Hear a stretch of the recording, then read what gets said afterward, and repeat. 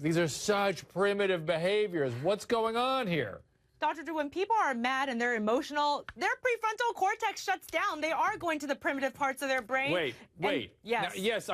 But if they were like primitive man living in a cave somewhere, I would go, okay. They only have primitive behaviors to choose amongst. I hope if my frontal lobe shut down, I still would have civilized behavior. No? Well, not when you're that angry, Dr. Drew. And so I guess these individuals are pushed to the brink, and they can't even access what's in their frontal lobe, the things that really make us human. Sam. No way. No way. That's crazy. I'm sorry. I don't care how angry I could ever be at my husband, which I've been pretty angry before, or in other situations in my life. I would never think to cut off his penis. That's the most horrific thing you could do. Not only are you causing them excruciating pain, but you're taking away their ability to potentially have kids, to be intimate with other people. And to be fair, my wife always kids that this could happen, but I assume she's kidding. She never See, Judy, would. I think you get some sort of bizarre satisfaction over me even saying that. Annalise, you're smiling. Come on now.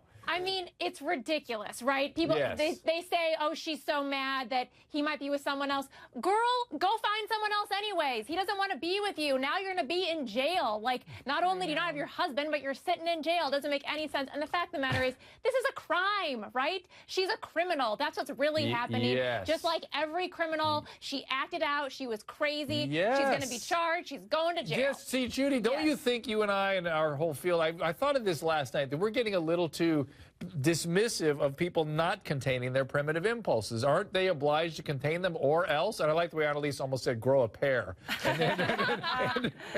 and go be with somebody else. But, Judy, you know what I'm talking about?